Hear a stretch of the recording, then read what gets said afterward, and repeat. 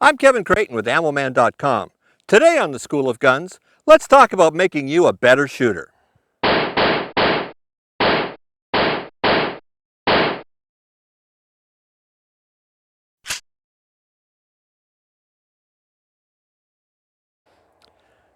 I'm at this great range here. It's called Tradecraft Range. It's a beautiful range in Southwest Florida. You've got this wide open pistol bay with a plate rack down there and all kinds of fun stuff to shoot.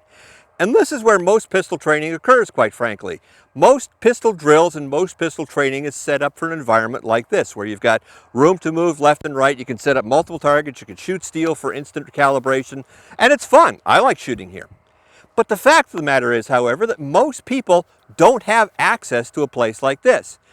The National Shooting Sports Federation has told us that most people nowadays who own guns live in the city. They own a pistol for target shooting and personal protection, and they really don't have day in, day out access to a place like this or a backyard where they can go plinking. And so as a result, they go to an indoor range, they get in their little lane and they push their target out and they shoot the rounds at the target and they have a good time. And that's great. I love having a good time with guns. That's why we all got into this, because at the end of the day, guns are really fun.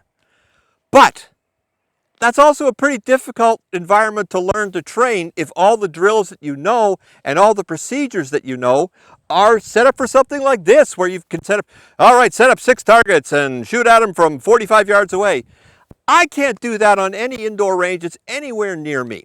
So this is why we're doing this video series. We want to provide you a quick, easy, and safe way to be a better pistol shot, to turn your groups from looking like your targets to look like they've been hitting with shotgun multiple times to punching one hole in the center of the paper.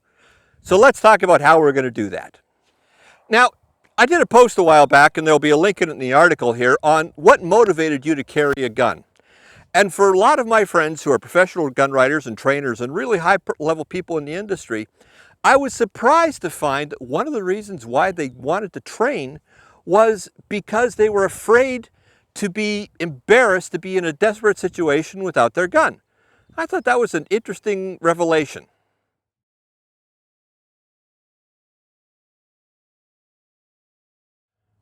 So let's talk about ego here just for a little bit. Ego is good. Ego wants us to be better at something, but ego can also get in the way when we're not as good at something as we think we should be. I have to deal with that, quite frankly, every single time I step up to the range, because I know a lot of people who are good pistol shots, and they can wipe the floor with me. So I look at them and I go, I'll never be that good. And yeah, if I don't put in the practice, if I don't do the training, I'm right, I won't be that good. But ego can also give us a reason to feel good about this. I have something I want to protect, my family. I feel good about my family, and that's what drives me to become a better pistol shot.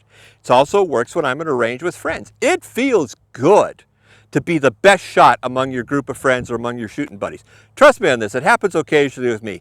I may have my writer friends who are all amazing pistol shots, but the fact of the matter is, among my family and my friends, I'm the best shot. And it feels good.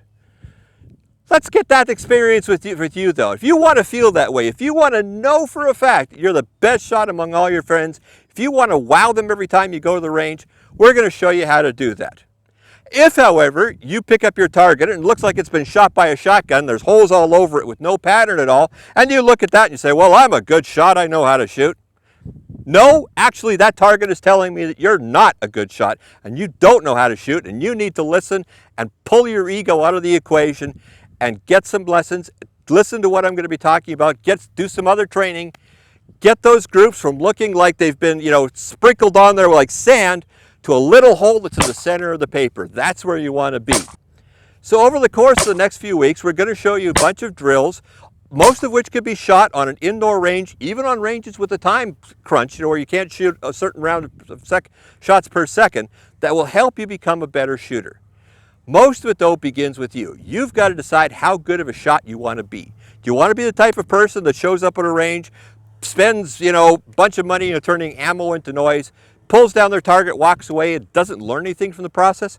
Or do you want to be the type of person who goes there, spends a little bit of time, a little bit of money invested in just becoming a slightly better shooter, and all of a sudden you're the best of all your friends?